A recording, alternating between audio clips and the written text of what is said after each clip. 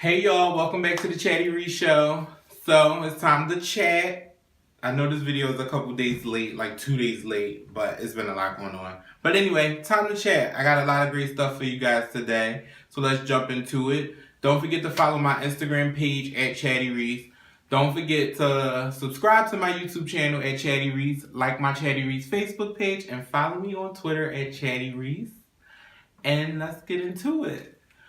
So first on the list that we're going to chat about today is CardiB. Cardi finally gave us the visuals for her album, and she finally gave us an actual date.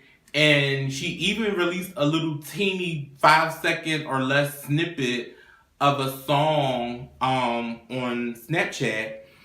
And it sounded pretty cool. It was just a real quick snippet. She was repeating like the same line over and over, but it sounded like it's going to be a little vibe. I'm excited because at first when she said on iHeartRadio Awards that her album was dropping in April, I was like, okay, more bullshit.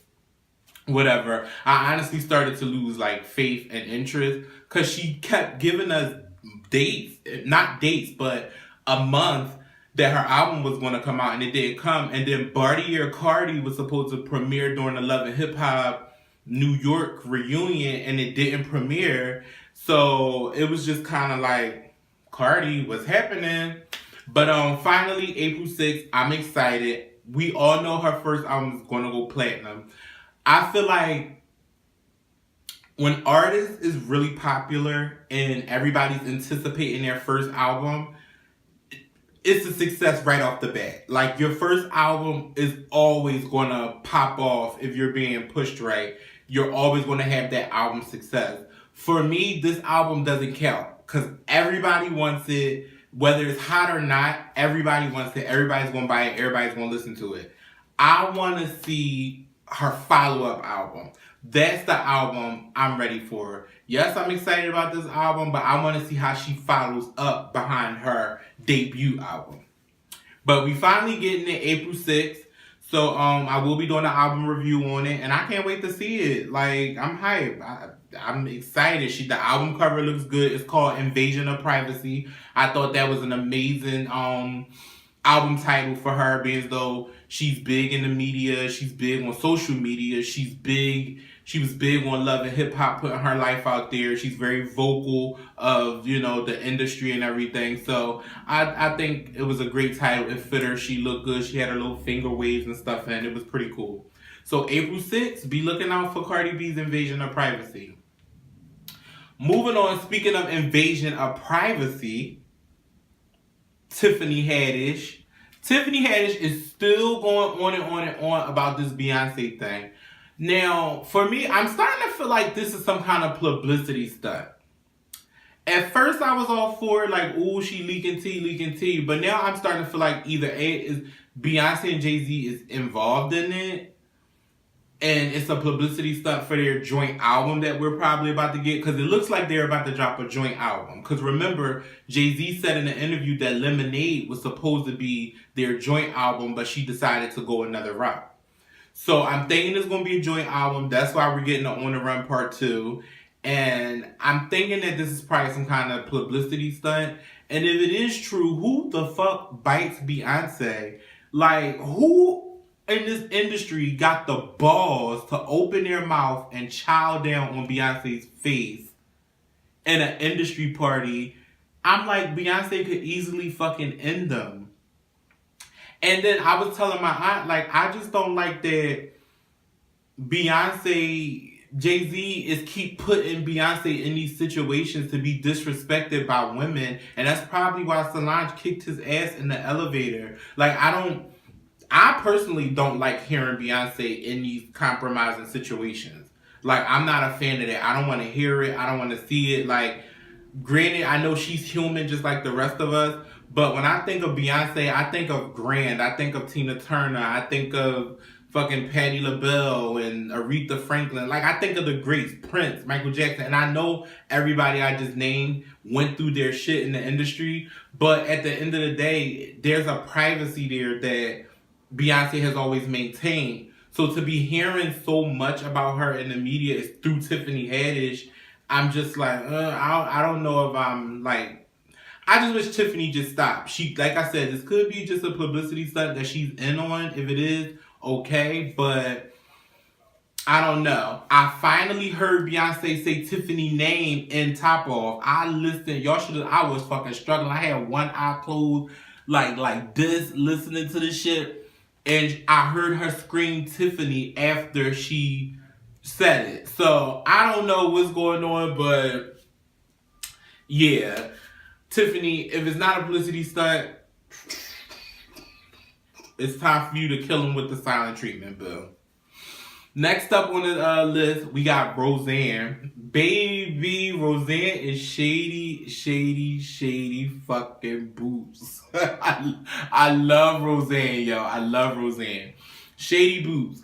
She was on the Wendy Williams show, and Wendy was talking to her about how her husband did a critique on her about a show that she did, her ex-husband, and she was asking her how does she feel about it because the husband didn't slam her, he gave positive feedback. She was asking her like, are y'all on good terms? And Roseanne was like, no.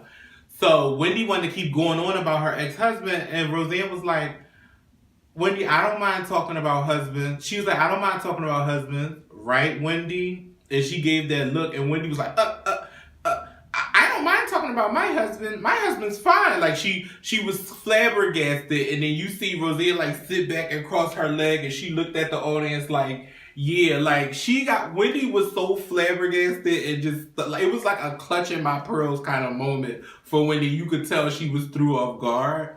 But it's finally time somebody got Wendy ass together. She sit up there and talk shit about everybody, and it's so annoying. But I was happy that somebody made her ass gag a little bit. But yeah, so that was that with that.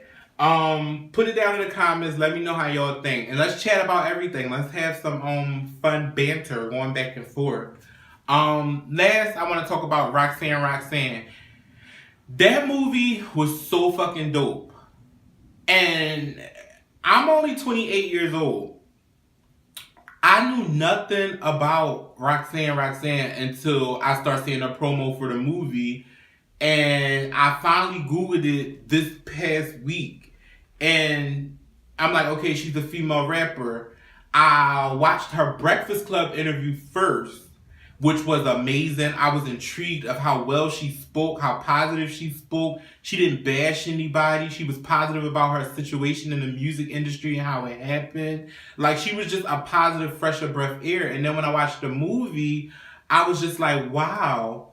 Like, this girl is amazing. She's like the first female rapper to, I think, sell 100,000 copies or 200,000 copies or something like that. She broke a few barriers before there was Salt and Pepper and MC Lyte and Queen Latifah and the Little Kims and the Foxy Browns and, you know, all of those people and the Remy Ma's and the Nicki Minaj's and the Cardi B's. Like, Roxanne laid the foundation for all of these girls. And I never knew that. I never knew a Roxanne Roxanne existed until now. So, yeah, it was pretty cool. Not pretty cool. It was cool. The movie was amazing. And this is what I feel like. I think after seeing that movie, legends need to tell their story now while they're alive.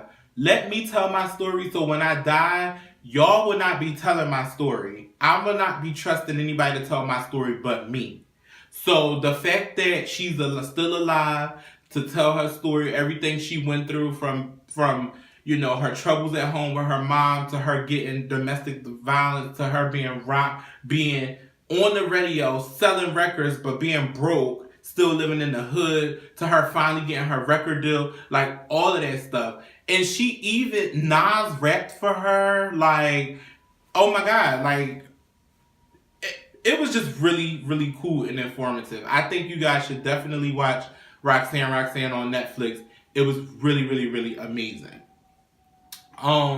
With that being said, I have a special little announcement. It's not that big of a deal. So, me and my husband decide to do a couples page for like relationship stuff and just document our day-to-day life and our relationship stuff and just talk about how we met and our future goals and things that we go through, obstacles that we face in life and in our relationship, and we're going to bring it to you guys.